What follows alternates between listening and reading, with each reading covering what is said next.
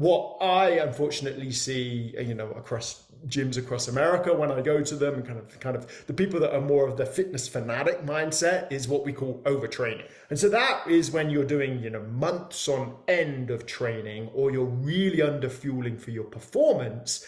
And then you start to see not just these short-term dips in performance, but these chronic or longer-term dips in performance that you rest for a few days or a week, but you don't get better.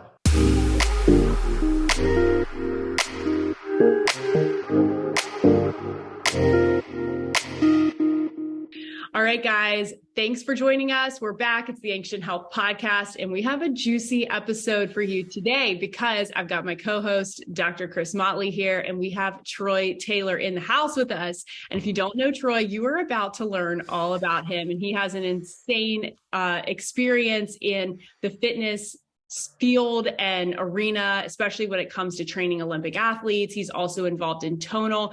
So I am really excited to bring him on because my hope is for you, if you're listening, that you're going to get a very scientific, but you're also going to get a really practical handle on how to approach fitness and how to approach really a lifestyle that allows you to extend your longevity, to really experience your physical body in a better way. So I want to bring Troy in, but I'm going to give you guys a little background on him. He's an internationally renowned human performance leader, has an extensive experience in developing leading world-class multidisciplinary teams and working collaboratively with senior leaders to connect with high-level strategic insights and operational execution. He's the Senior Director of Performance Innovation at Intelligent Fitness and Connected Strength at Tonal. So if you guys are familiar at all, Tonal is a really cool fitness. It's a piece of equipment, right? And you can have that in your house. My parents actually, believe it or not, have one. So I have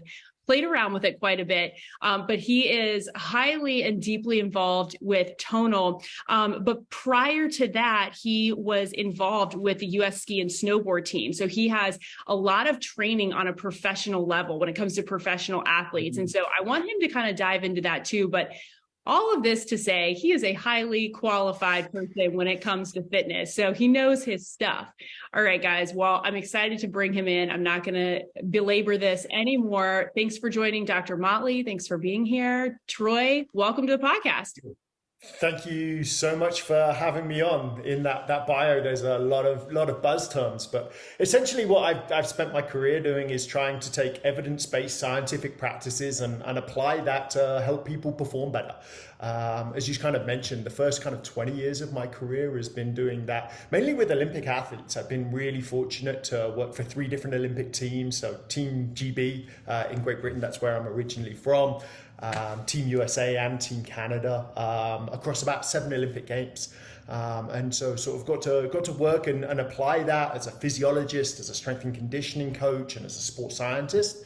And then, as you mentioned, about 2 years ago, I made the transition over to Tonal, sort of intelligent fitness, connected fitness, and really trying to actually apply a lot of the same best practices and principles and what we can learn to help people on a much larger scale. And it's been a really interesting journey, and really, really excited to share anything I can to hopefully help people as best as possible.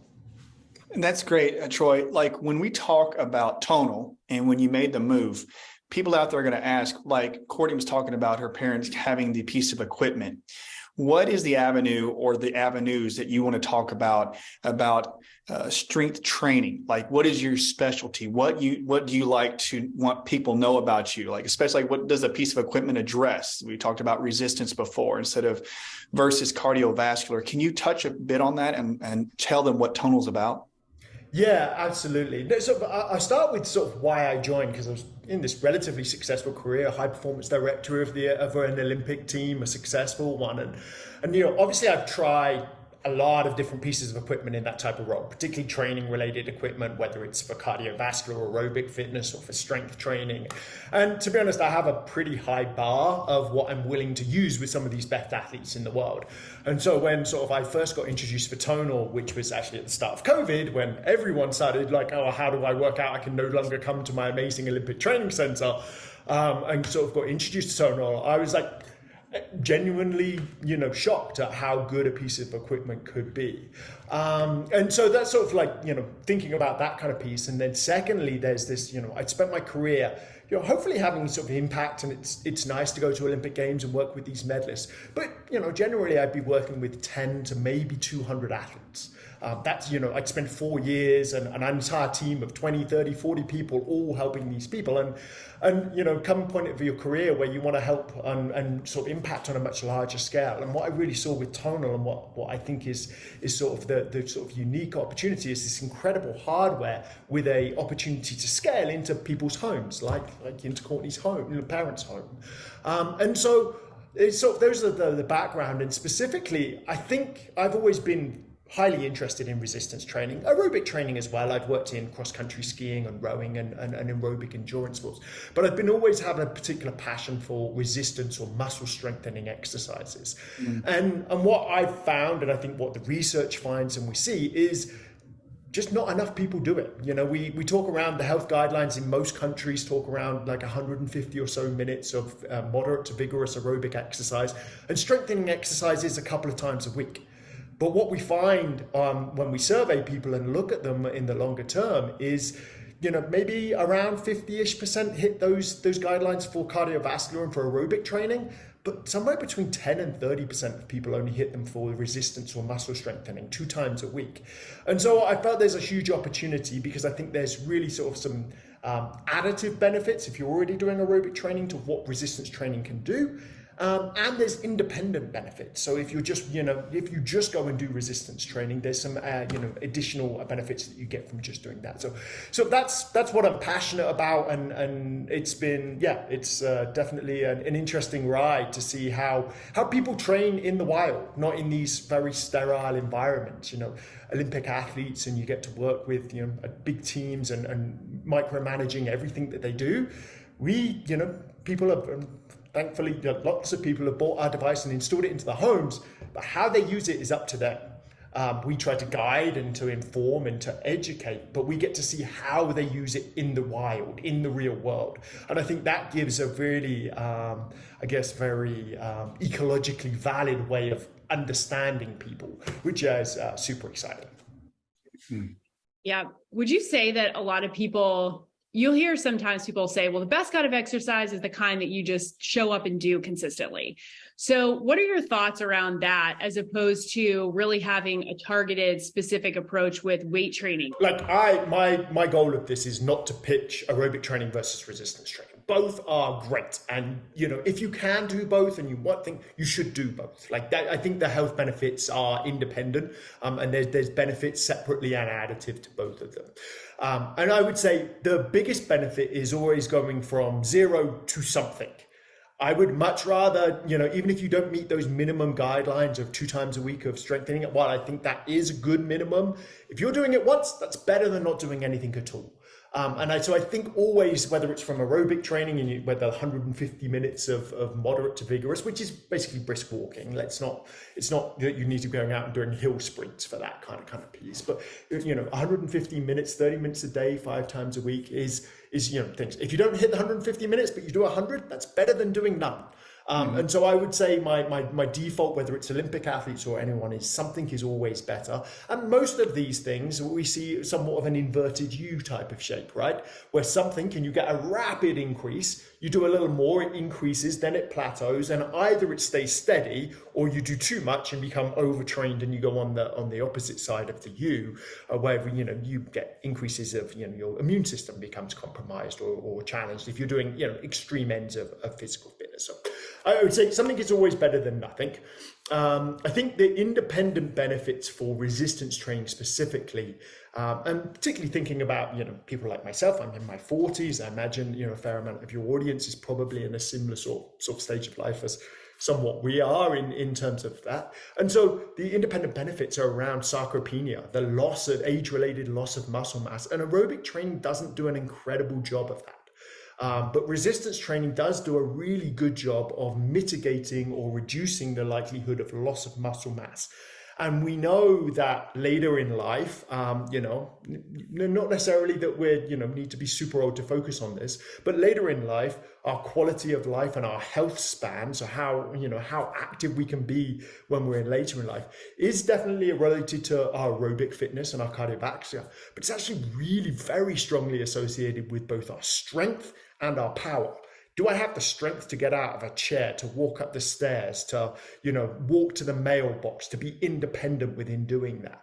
And, so the benefits of strength training for those are very significant and have been shown in the research literature a lot, but you don't need to do a ton. And I think you sort of mentioned, Courtney, how people, might be intimidated or scared, don't want how their body looks. And I think there's unfortunately a lot of misinformations and fallacies. If it was that easy to get bulky, every guy in the gym would have a rocking six-pack, bulging biceps. I'd be stacked. Like, it's not that easy. And we think we're going to get weight training, we're suddenly going to get bulky. There are people that are genetically predisposed and luckier to maybe put on muscle mass, but for the average person, you can put on muscle mass or you can put on strength, and you can put on them separately. You can get bigger without getting stronger, and you can get stronger without getting bigger, depending on how you train. But there's also a reasonable amount of evidence that, you don't need to be necessarily going and lifting ridiculously heavy weights. You don't need to going and loading up a barbell with, your max 1 RM, your repetition maximum, the heaviest load you can lift. It varies depending on hormonal status and sex, whether males and females, and how we vary through that.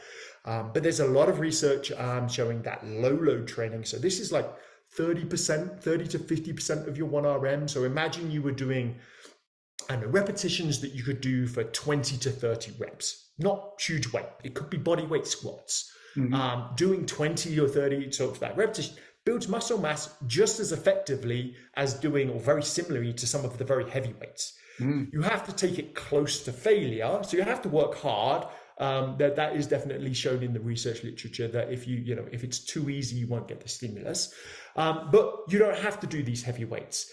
But, it might be a body weight squat for some people, and doing 20 or 30 of there. It might be, that might have to be a load of, say, 20, 30, 40 pounds for someone else, or if they're quite strong, then even more. But I don't think that we have to be thinking that we've got to go in, we've got to, we've got to go to the gym. It can be intimidating. Or that we have to go and pick up the heaviest dumbbells or set tonal to the highest possible weight. There's a range of benefits. There are benefits to lifting heavy, particularly as it relates to strength, or heavier, relatively heavy for you.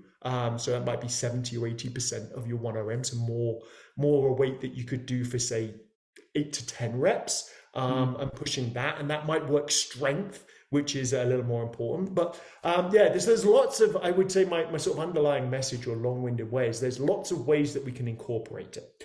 2 times a week, a minimum, is probably good. But whether that's low load training for more of a sort of muscle mass increasing, or maybe more heavier load training, I think there's a lot of variety in there. And the final thing, before I get too convoluted, is the idea of this sort of very common theme around exercise snacks. This idea of micro, less than a minute's worth of exercises, and actually that they have really good function on strength, on power, on your ability to sort of manage cardiometabolic related challenges. And so you can do these small. So you might like to go to the gym or work out on your tonal 2 times a week for 30 minutes, or you might like to walk up and down the stairs 10 times, throughout the day. And there are similar benefits to both styles of training. That is great. Like, many out there, like Courtney, that's a great point when you were talking, Troy, about, when they get intimidated, they go into the opposite side where they can actually do 2 heavy weights, because there's not a lot of education. We're not really educated out there in the exercise physiology world. Like, if you do less weight, it's not good.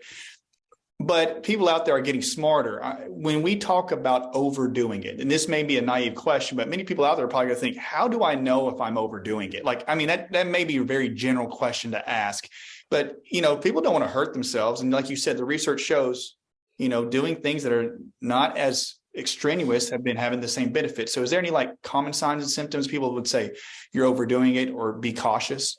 Yeah, I think in the research literature, there's 2 terms that we talk about a lot, and this is mainly in the athletic space, but I think it translates to the general population. But you've got this concept of overreaching, And overreaching is where I do a period of training where I kind of train kind of hard and I put myself in a little bit of a hole. I might see, I lift a little bit less weight. Maybe my sleep gets slightly, not a lot, slightly disturbed. Maybe my appetite changes. Maybe my rating of perceived exertion, so a sort of a 1 to 10 scale. Something that I used to do that I rate as a 6, I'm now rating as a 7 or 8. This overreaching period is like a short-term period. It's a week to maybe a month. And the reason we do this is based on the general adaptation theory, or general adaptation syndrome, where we put into a little bit of a hole, then we allow our body to recover, we supercompensate, my body recovers really nicely, and then I come out of that, a few days or a few weeks later, and I'm stronger, faster, fitter, healthier. That's, really good in how a lot of Olympic athletes train. And certainly, there's some elements of that, of how people incorporate that concept of overreaching into their daily training kind of methods. What I unfortunately see, across gyms across America when I go to them, and kind of the people that are more of the fitness fanatic mindset, is what we call overtraining. And overtraining, and even maybe something called REDS, so relative energy deficiency in sport, is where we train a lot, too often, for a long period of time, potentially with underfueling, and that would be the REDS. We're in a calorie deficit for a long period of time. And so that is when you're doing, months on end of training, or you're really underfueling for your performance. And then you start to see not just these short-term dips in performance, but these chronic or longer-term dips in performance that you rest for a few days or a week, but you don't get better. You're still in the hole. You might get there's an immediate elevation of heart rate, and then there's actually a suppression of heart rate, resting heart rate, overnight heart rate, or something like that. But you have this suppression of heart rate due to some hormonal related changes and other things that go on. But you're basically, the main indicator is you rest for a little bit of a period of time, but you don't feel better. And I think one of the challenges is a lot of people, particularly within the fitness fanatic world, have been in such an overtrained state for so long that they don't really know what feeling fresh feels like. You've been in this constant state of, I go to the gym 5 times a week. I, go for a run every morning. I have to skip breakfast or dinner because I'm getting my kids ready for school. I really want to do that high intensity interval cardio session after work because I love the social element and the vibe that I get around it. But you've been doing that for months, weeks, months, years, and you rest on vacation for a week. You feel slightly better, but you're not anywhere near where you potentially could be. And so the way that I think we can identify that is tracking and logging is probably the best way. And it gives us a fair reflection of thinking back, okay, how do I feel? Ratings of session, rating of perceived exertion is quite a good way of doing that. So, at end of each session, how hard was that? And if I went for a 5K run and I did it in 30 minutes, that's a 7 out of 10. And sometimes it might be a 6 and sometimes it might be an 8. If suddenly that's consistently a 9, 9.5, and you're really struggling, you're probably in an overreaching or overtraining state. Now, some people might rate that as a 5, and I might rate that as a 7. It's about you and how you change. It's not saying that a run should necessarily, or a resistance training session should be a specific, but it's about your relative change. So I suppose that's one sort of practical way that we use with athletes an awful lot. Other ways that we could think about it, which are slightly more advanced, but something like Tonal, we get to measure like the velocity that people lift at.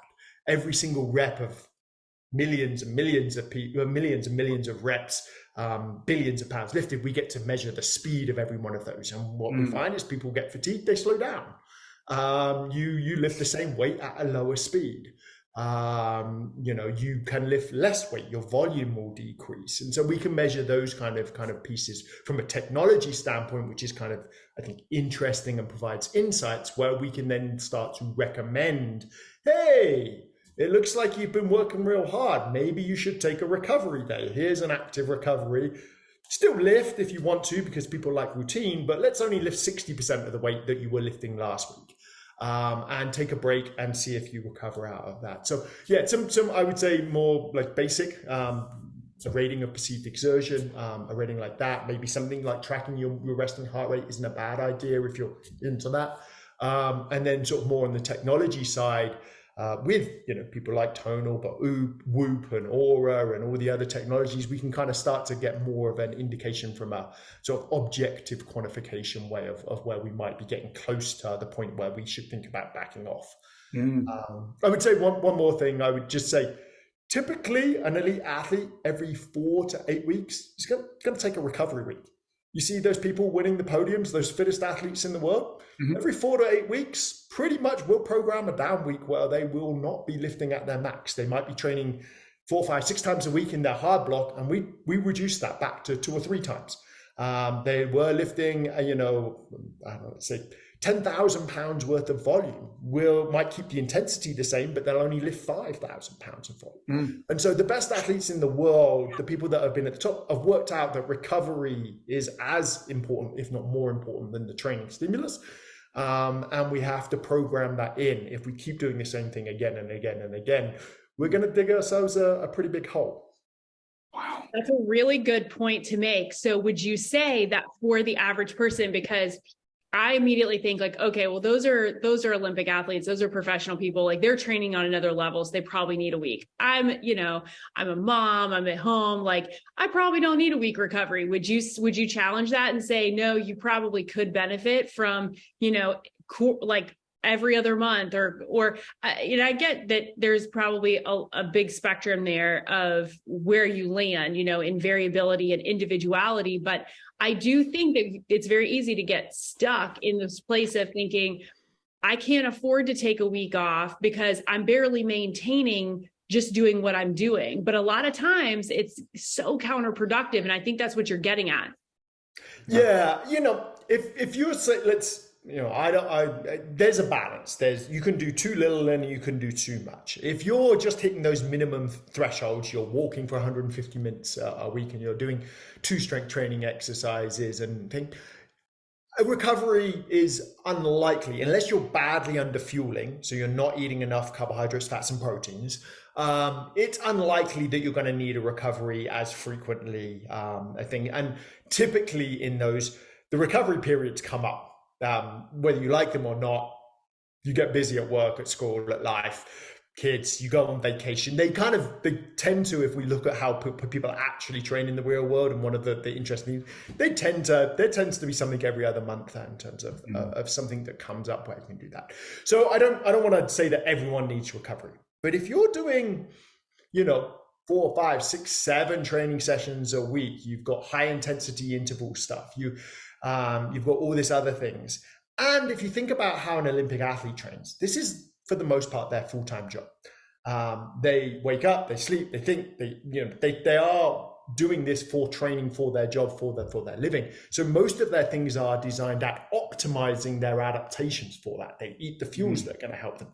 They minimize the other stresses in their life. We try to encourage them to sleep for 9 or 10 plus hours every single night because they're training hard. And so they have a lot of things working in their favor, a team of sports scientists and exercise physiologists and physical therapists and others that are trying to take care of them. And so they can maintain these very high levels of training because everything else in their life is somewhat optimized to help them perform. Now, I don't know about you and your training, but that's not how my training looks. I'm not optimized to perform in the rest of my life. My 5-year-old doesn't, really care much if I've got a big training session in the morning, with whether he comes and wakes me up at 3 a.m. Olympic athletes, quite often, if they have kids, they get to sleep in a separate room and, they go and wake up the mom or the dad, whoever's not the Olympian.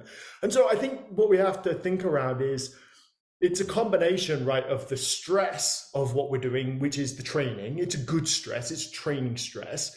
And we've got to think about, well, what else is in my life is kind of adding to that bathtub. If the bathtub is overflowing with water with training stress, if I'm adding in poor diet or lack of sleep or stress at work or any of those other things, my bathtub's going to overflow. An Olympic athlete takes away a lot of those stresses, not all the time. They have their own unique stresses. I don't want to say their life is easy because it is certainly not. But a lot of those other life stresses are tried to be minimized so they can focus on the training. Most of us in the real world don't get to fill the bathtub with just training.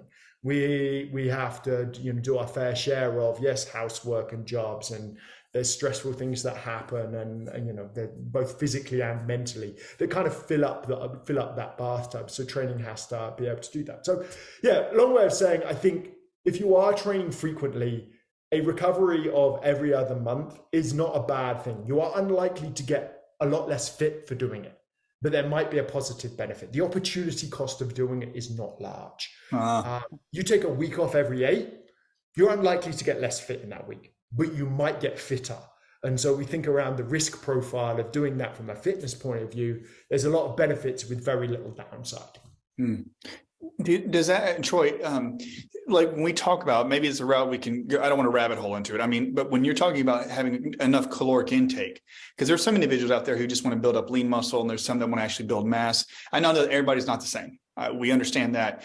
But do you give your athletes or give people who just come up and ask you, like on forums, like, is there a general rule, like you need to have this much caloric intake if you're doing lean muscle exercise, or if you're just working 3 days a week, so that they actually have enough nourishment for their body? Yeah, I want to be absolutely clear. Number one, I'm not a registered dietitian, or 2, even a qualified nutritionist. I have exercise physiology background, and I do work in that space. So I will give some suggestions, recommendations, but I think it's always important to clarify where I don't like to go too far outside of my scope of practice or what I think is my expertise.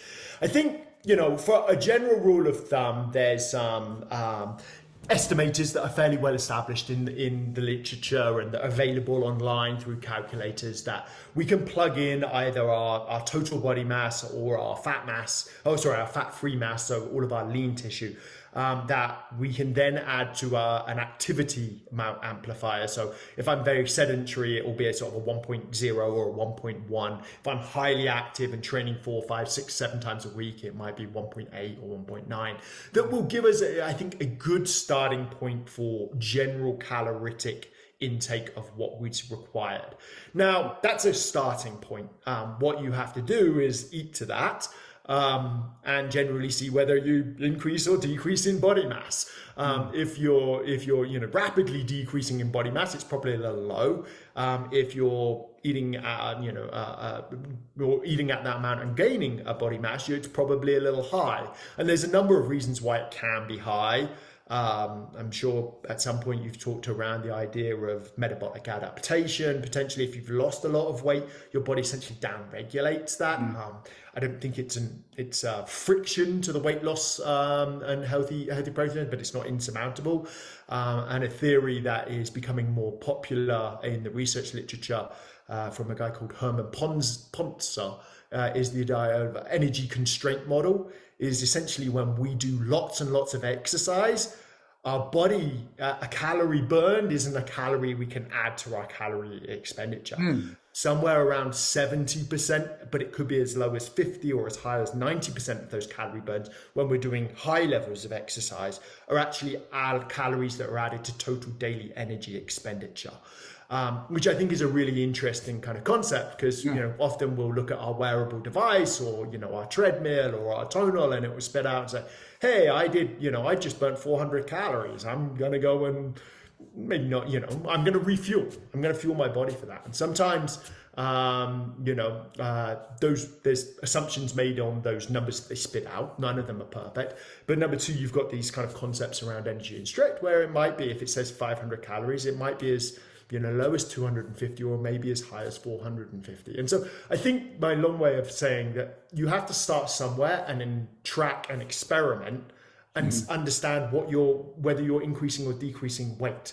And generally, if you're pretty accurate, and there's a level of inaccuracy in tracking calories and tracking weight, but if you're tracking on a fairly regular basis and you're seeing trends, not daily changes, but trends over a week or 2 of decreasing in body mass, you're probably in a calorie deficit.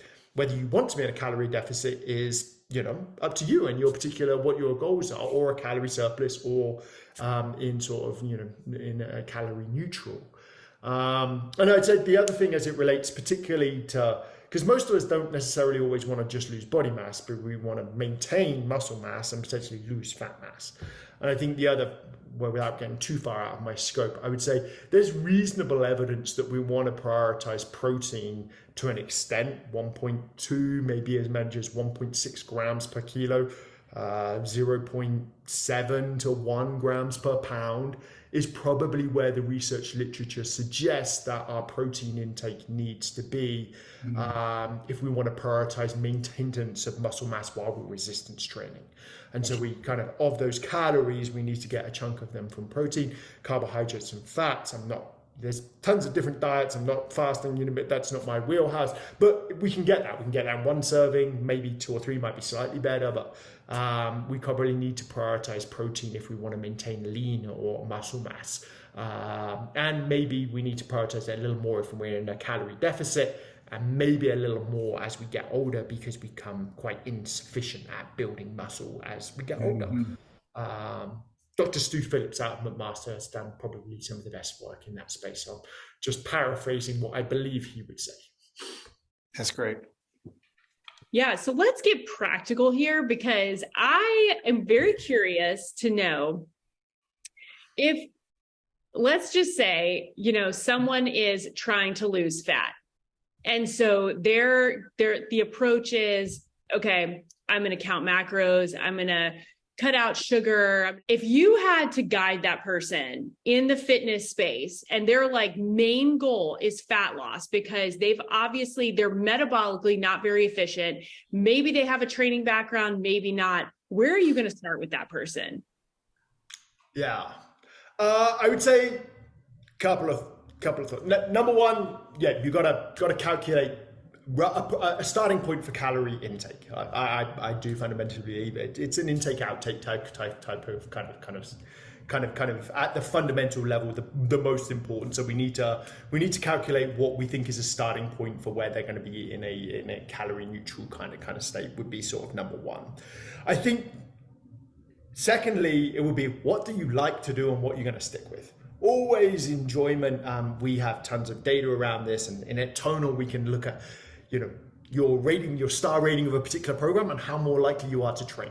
And this has been shown in the research literature. The more you are enjoyable, particularly when it's not a habit and you're not particularly familiar with doing it, enjoyment is a big predictor of whether you're going to come back and do it again or not. So number two is what do you enjoy doing, and let's build most of your training around what you enjoy doing. If you really love running, then I'm going to have a running heavy aerobic program. I'm not going to get you to cycle or row, even though that might be, rowing might burn more calories per minute because you don't like it, and therefore you're not going to stick to it. So I'd start with what they like to do. And then I would say there are independent benefits to both fat loss and to muscle mass maintenance or even increasing a lean muscle, to both aerobic training and to resistance training. And so I personally would try to, as long as the person is not absolutely livid against it, to incorporate both of those concepts. I think generally there was a paper in 2012 by, I want to say it was Willis and colleagues. I could be wrong, so I wouldn't quote me on that. But that basically showed that aerobic training was good for fat loss. Resistance training on its own or when it added to it didn't increase. I actually think there's been a ton of research since that 2012 paper that says completely the opposite.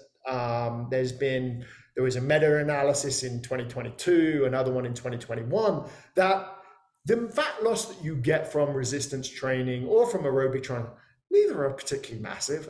We'd love it if they just dropped off, but 1 or 2%, typically 1.42, I think is what the meta-analysis found was the average fat loss from a resistance training program. People that weren't doing resistance training that then started 20 or so studies that kind of went into that meta-analysis.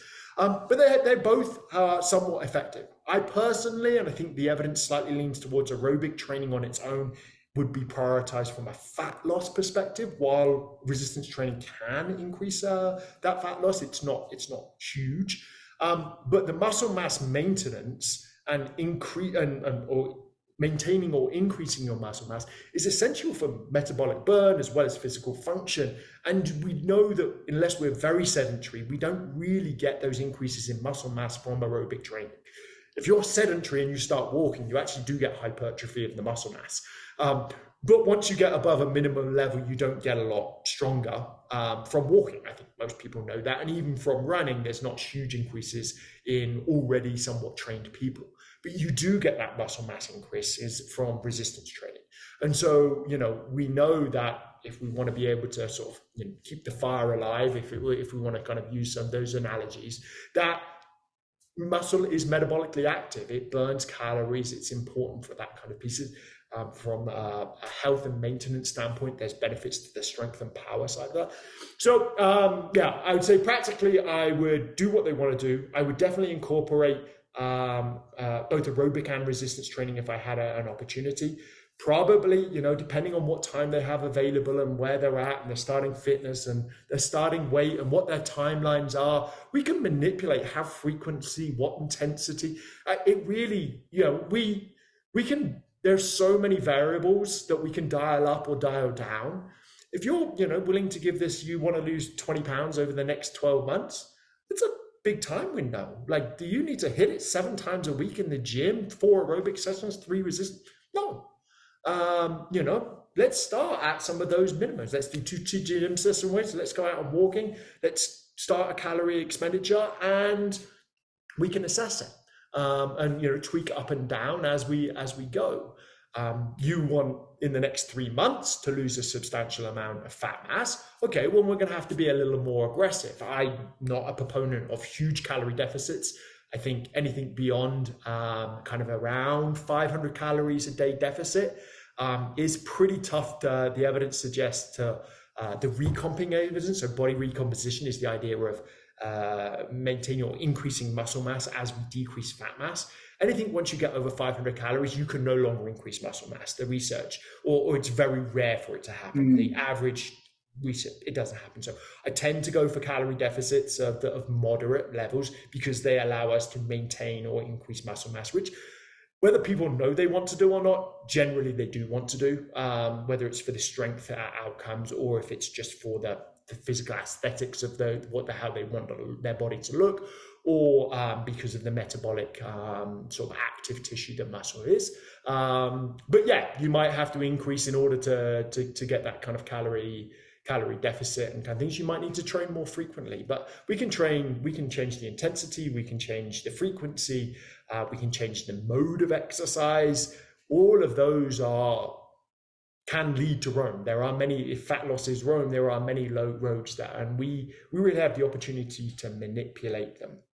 I will add one additional tidbit from some sort of data from Tonal that I find quite interesting, is if you looked at some of our engagement data, there's a number of different modes that you can do in Tonal, and this isn't Tonal specific, but you could go to the gym and you could follow a program, like 2 days a week, 3 days a week for a number of weeks.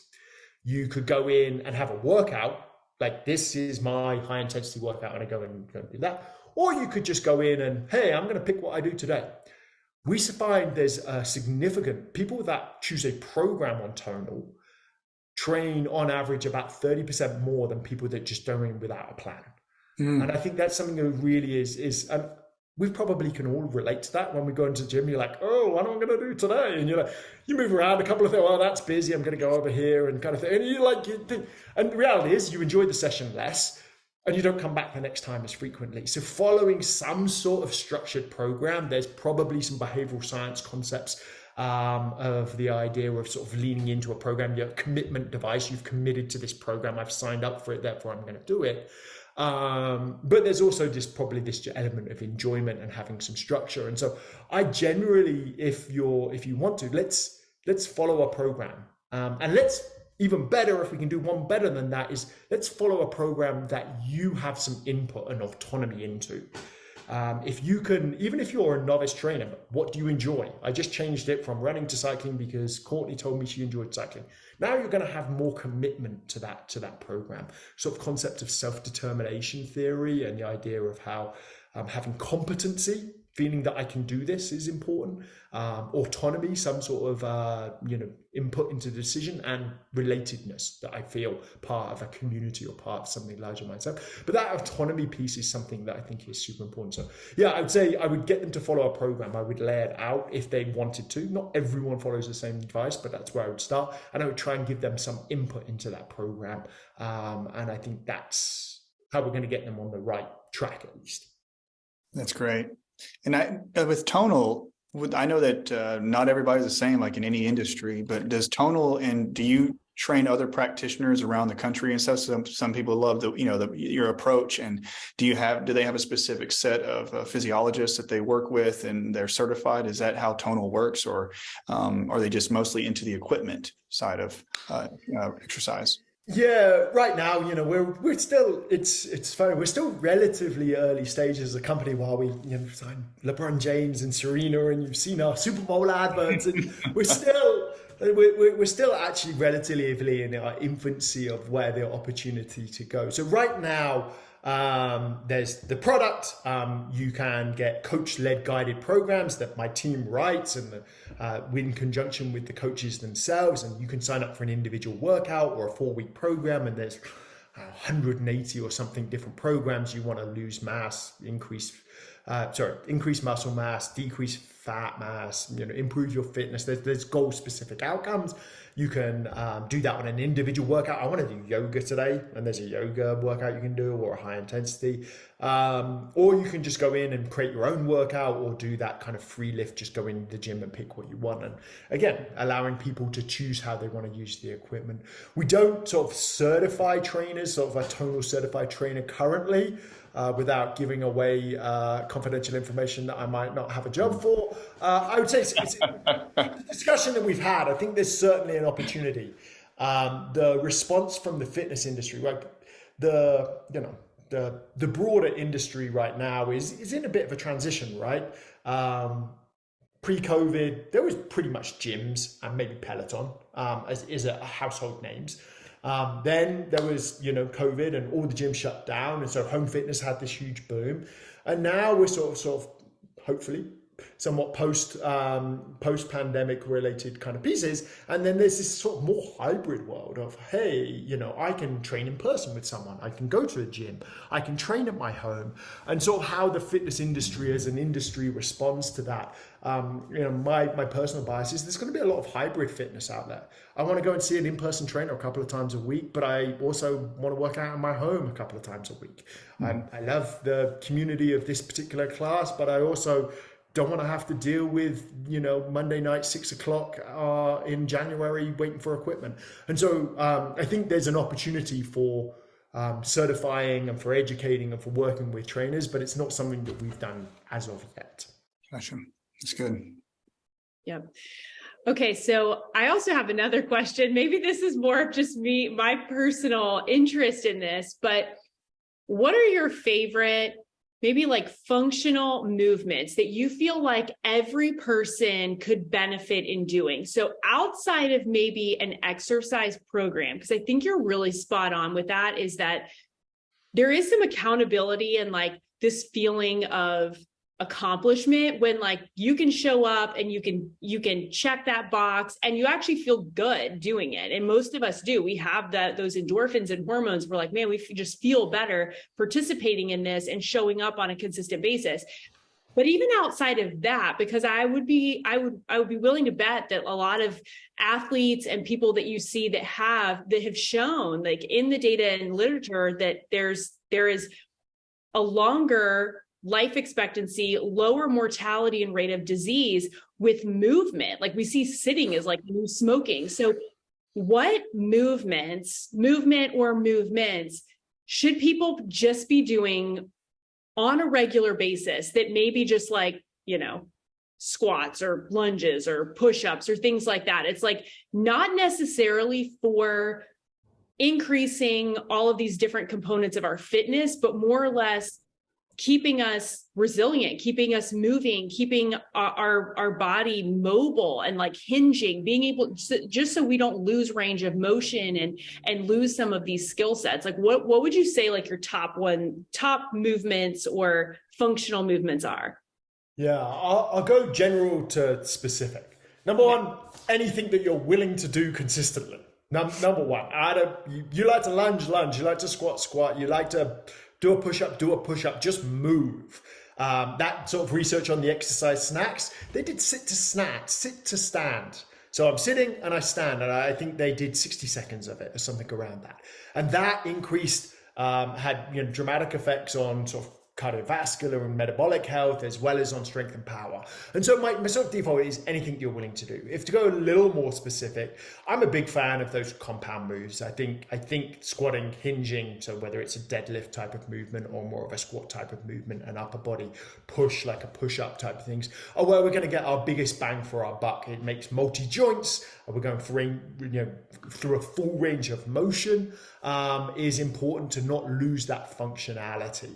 I do think, particularly as we start getting a little older, and when I say a little older, I class people like me in my 40s as being a little older in this, not an older adult as an over 65, but almost somewhat prepping myself for being over 65. The ability to do independent sort of unilateral exercises, so single leg exercises, with the challenge both a strength and a stability standpoint, I think can't be overvalued. I think they're super important. I think I noticed personally that I don't have the balance that I had 10 or 15 years ago. And whether that's because I'm aging or just because, like most people, I've had a fair few surgeries, particularly sporty people. I mean, my orthopedics, ruptured an Achilles, broken an ACL, had a back surgery. Like, these are things that people in their 40s deal with, and all of those kind of mess up our neurocognitive function and our ability to balance and to respond. So I'm a big fan of single leg exercises or sort of unilateral exercises. And to go one step more specific, the research literature is quite clear now, at least longitudinally or cross-sectionally, is that power, so that's force times velocity, so not just how strong you are, but how quickly you move, declines almost twice as fast as strength does. So strength is just, can I lift this weight? Doesn't matter if it takes me a second or 10 seconds. Power decreases twice as fast as strength does, particularly after the age of 40. And actually, tonal data, we mine tens and tens of thousands of people are looking. So this is one of the where I geek out quite a lot. But we show the similar decrease if we look at this cross-sectionally. So I'm not looking at the same 40-year-old as they were, we've only been around since 2018. So I don't know if that 40-year-old when they were also 50, 60, and 70, but if I look at 10,000 40-year-olds versus 10,000 50-year-olds, on average, the 50-year-olds have a little less strength, but a significant amount less power. And again, at 60 and again at 70. And so I would say, and I think there is research to back this up, that power related, trying to move quickly. This isn't like I got to be doing hang cleans in the gym, but if you're structurally sound, and like there's no particular reason, health, medical related reason why I can't, trying to do a jump squat, right? Jump up. When was the last time that you jumped off the air? Like, it's embarrassing. Like I try to, not even dunk, but like touch the bottom of the basketball net. I'm like, wow, I haven't jumped. Like, I don't know when 40-year-old people jump that unless you bring that in. Or just trying to squat with a bodyweight squat with some speed.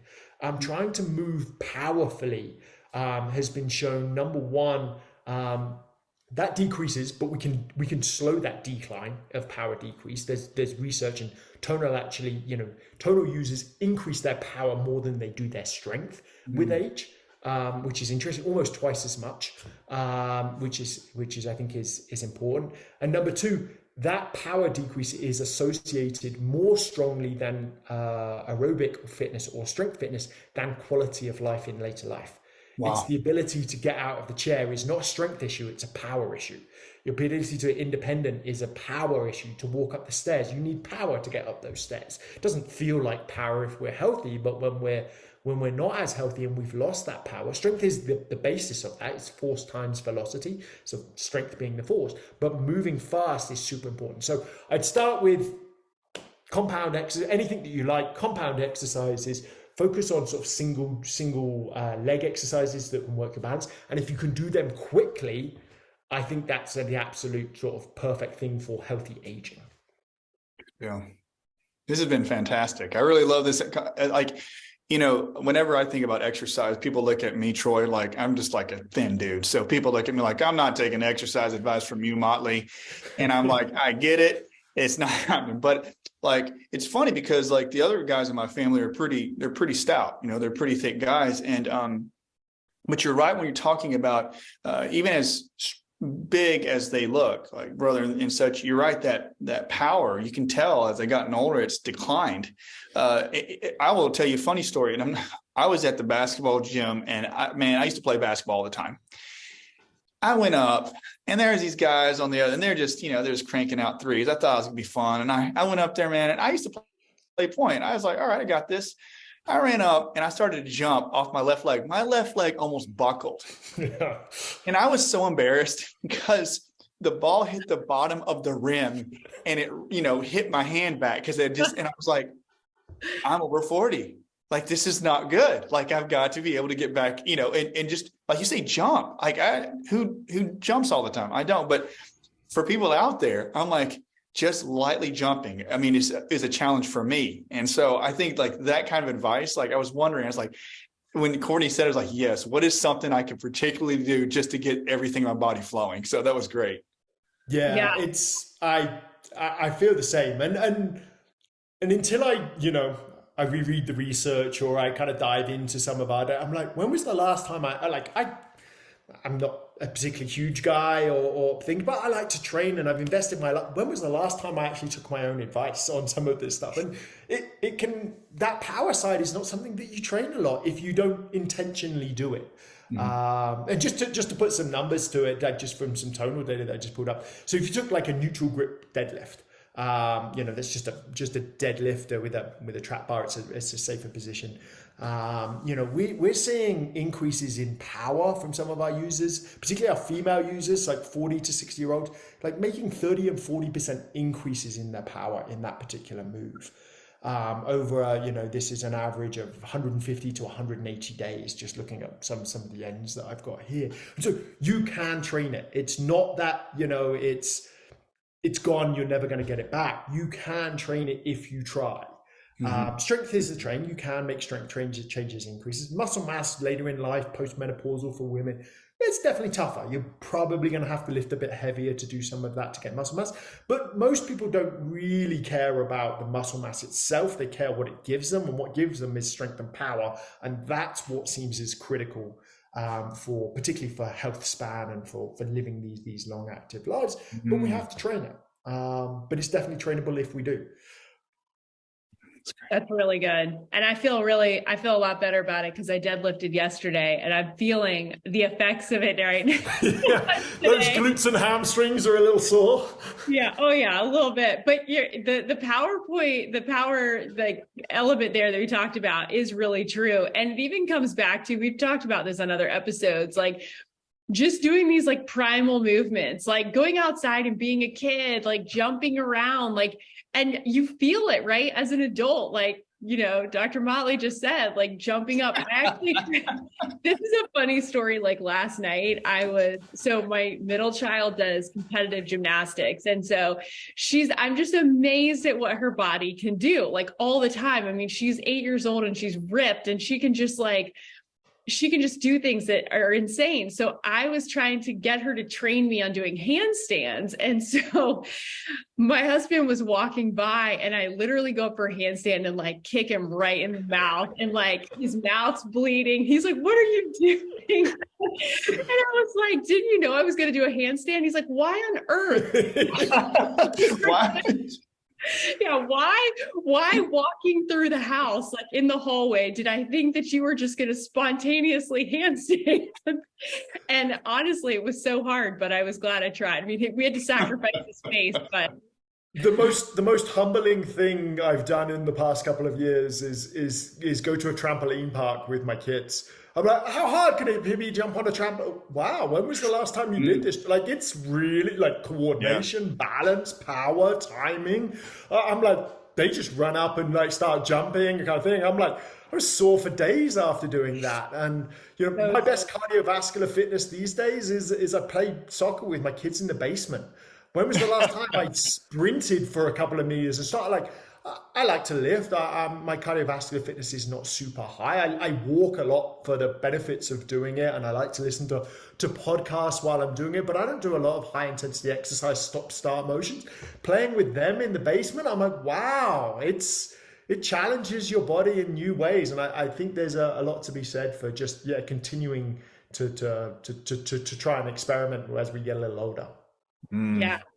Totally agree. Maybe that's the missing piece to the puzzle, guys. If maybe if we do our training, the stuff that we like to do, but then don't forget to try some of these things that we used to do as a kid, because even in small, like micro doses, you'll feel it. And you know when you're sore because you're like, wow, my muscles have not done that in a very long time. So maybe I should try it a little more frequently. Everybody go, shoot some hoops, jump on the trampoline and try a couple. If I'm in a cast, by the time this podcast comes out, my handstand trials didn't go very well.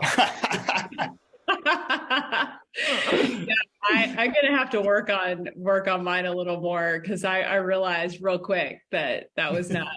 And Troy, we'll know how it goes when Mike comes back and he's got all his eyes are black and he's got beat up bruises all over his face.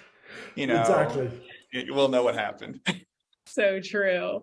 Well, this has been so fun. I love this conversation about fitness, movement. I think that most people are very receptive to it. It's just sometimes we feel stuck and like, hey, we're trying and the needle's not moving, or, I've been doing the same thing for so long and I'm not getting any results. And so maybe it is really, either taking some rest. Like I never knew that idea or concept of taking some downtime and then realizing like, wow, even with a few days or a week, like I'm in a deep deficit. Like my body needs significantly more support to really get to a place where I can start rebuilding. Mm-hmm. And so if you're in that place and maybe you've hit a plateau or you feel stagnant, maybe look at those things, evaluate them, like the assessment you did of what your output is. How do you feel after your workout? Do you feel like, you went in there and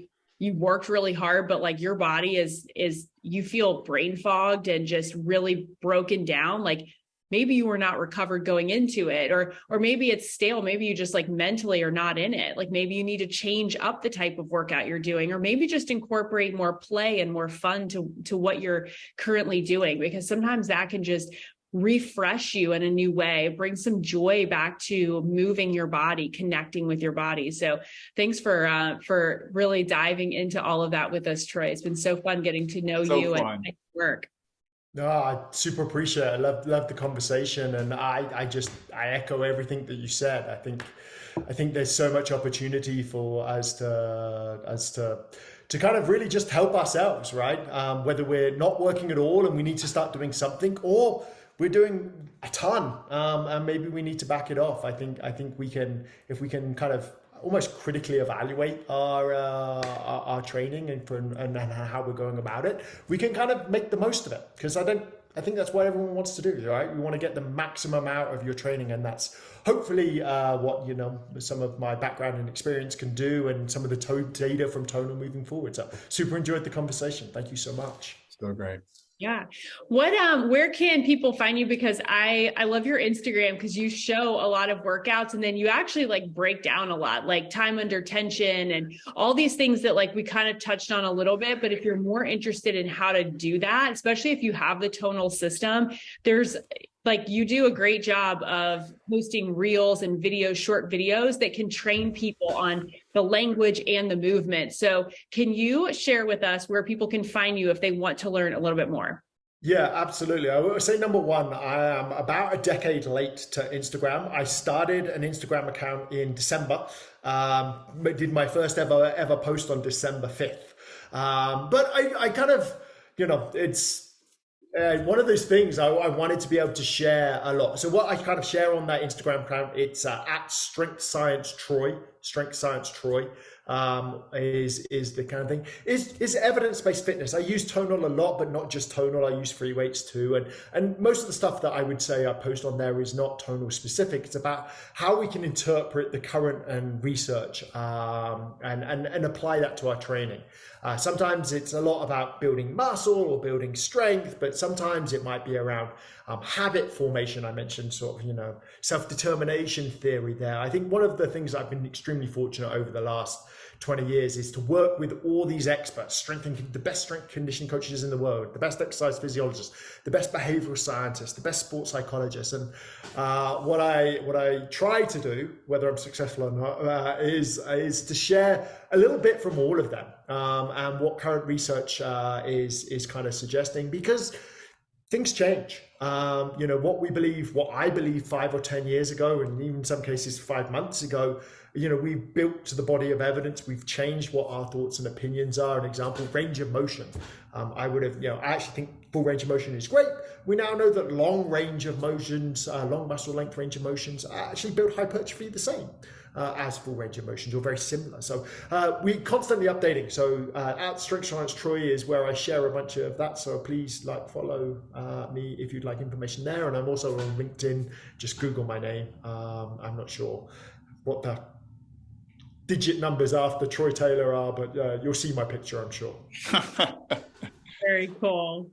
Very cool. Well, thanks guys for joining us today. Dr. Motley, always good to co-host with you. Doesn't always happen. So, hey, we're having a good time. I hope that this conversation has served you guys. If you love the episode, let us know. Tag us over at the Health Institute. Share this episode. Write a review. We love to connect with you. You guys are our people.